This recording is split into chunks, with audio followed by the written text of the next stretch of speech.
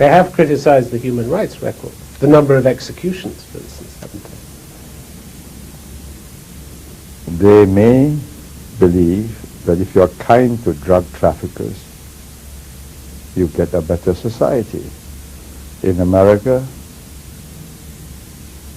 they're changing their minds and they're sending people back to death row. In Singapore, before you land, the air hostess or the steward will announce that there are very heavy penalties if you are found with more than a stated number of grams of certain prohibited drugs. And if you still come in with a few kilos of them, which will destroy hundreds, thousands of families,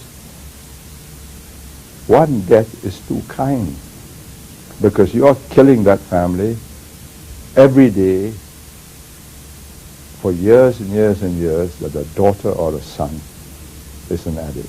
But the per capita rate of executions in Singapore is much higher than in the United States, Have you worked it out? according to Amnesty International. Have they worked it out Apparently. accurately? Per capita of what? Per capita of drug traffickers or per capita of population of Singapore? I am executing foreign drug traffickers. Let me tell you, the people who have been executed.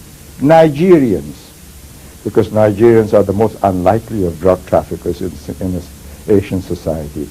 Dutch women traveling with African men. Dutchmen traveling with Chinese women.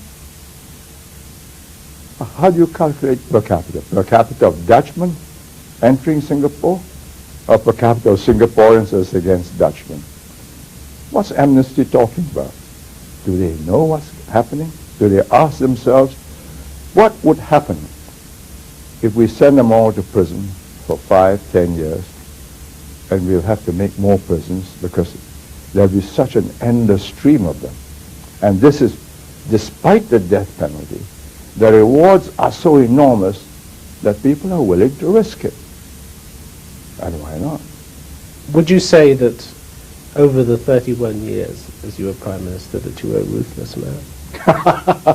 Do I look to you a ruthless man?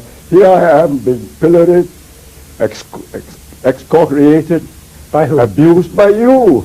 Merely asked questions, I thought. So, but every one of them is barbed and loaded, darts with a bit of arsenic in it. I'd like to think that you were given a chance to answer any question that not was put to you, no? Oh, that's what I'm offering myself for, isn't it? But if I were a ruthless man, I would get you into a corner and say, now, let me ask you some questions.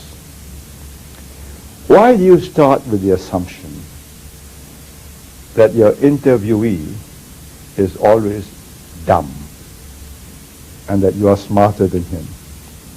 Why do you assume that Asians are somehow unable to understand Western ways of life and that they would be so much better if they would become more like the West?